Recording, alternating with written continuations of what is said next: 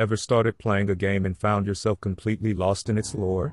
You don't understand what anyone's saying, where you are, or where you're supposed to be going. Yeah, that's exactly how I felt entering the world of Clair Obscur, Expedition 33. Hi, welcome back to the Me God Christie Gaming. In this video, we're diving into the background lore of Clair Obscur Expedition 33. The story before the story. Don't worry, we'll steer clear of major in-game plot points to avoid spoiling the experience.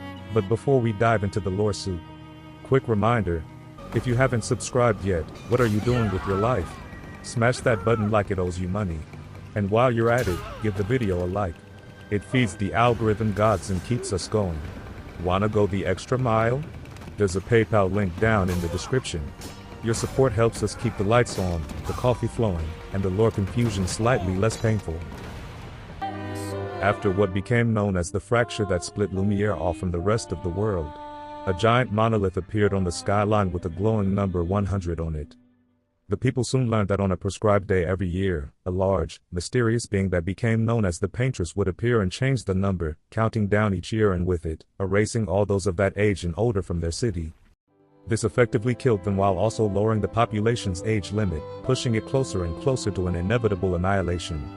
Not a death in the traditional sense, more like being unwritten. This was then called the Gommage. As the number ticks downward, so too does the city's future. The age limit drops. With the population rapidly getting younger and younger, human procreation would eventually no longer be possible if this method carried forward. The walls close in, and NieR inches ever closer to its final breath. As the years passed, the people of NieR began to mark the appointed day. The day the Paintress would lower the number. With a ritual of quiet sorrow. A farewell ceremony. At sunset, as the light dimmed and the monolith loomed, families gathered to say their final goodbyes to those destined for the Gommage. Those chosen would wear garlands of white and red flowers, symbols of love and loss, gifted by those they would soon leave behind. Then, in solemn procession, they would walk to the harbor, eyes fixed on the glowing number, waiting for it to change. Knowing that with its shift, their lives would end, not with violence, but with vanishing. Over time, the city changed. So many children left behind. So many goodbyes spoken too soon.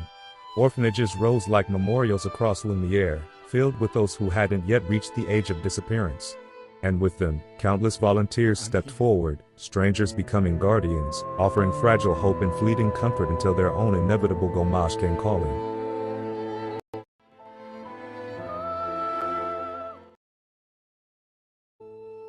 In NieR, the survivors knew almost nothing of the Gommage, or the true nature of the Paintress. Desperate for answers, they launched search and rescue missions into the fractured lands beyond. The first was known as Expedition 0, led by Renoir. With Verso among its ranks, the team's mission was clear: find the missing Aline, and uncover the secrets she left behind. But when they reached the monolith's chroma barrier, they were met by someone, or something unexpected, painted Cleo, possessed by the real Cleo herself. What followed was no simple reunion. Cleo revealed the agonizing truth of her family's past. A truth soaked in betrayal, sorrow, and power beyond comprehension. She tried to erase them. But their curse, immortality, would not let them go so easily. And so, Expedition 0 did not fall. It fractured. Broken not by death, but by something far more haunting. Painted Verso and painted Renoir tried to reveal the truth. That it was Renoir, not Aline, who had orchestrated the fracture, and unleashed the curse of the Gommage. But their warnings fell on deaf ears. Among the living, suspicion festered. The immortality of the painted survivors, once seen as a miracle, now looked more like a curse. When Julie, a trusted friend from Verso's past, uncovered his secret, she turned on him. Her expedition laid a trap. Julie, search and rescue. I know what I saw. He died. Fucking died. That attack destroyed half his torso. There's no walking away from that. But when I found him, he was unconscious but whole. His uniform was destroyed, yes, but his chest was merely bruised. He says the blast just missed him, and it was chaotic during battle, so I probably misunderstood what I saw. Bullshit! Absolute bloody bullshit! He and his father keep saying the Paintress is the solution, not the problem. But I don't buy it anymore. I think they're lying about what happened to Expedition Zero. Somehow, everyone else died, but they walked out without a scratch. It hurts to think he'd betray us. But nobody ever expects to be betrayed. His mistake, though. He's thinking his charm is sufficient to sell his lies. We'll take him tomorrow night. Claude, Louise, and Dion are no fools.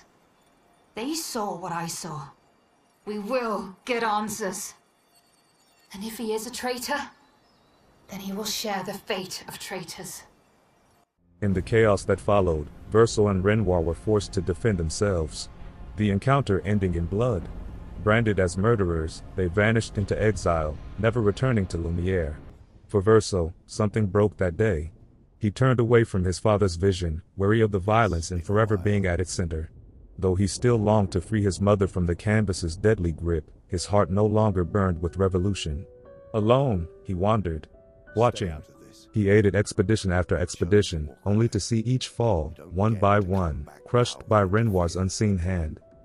Eventually, the missions ceased altogether.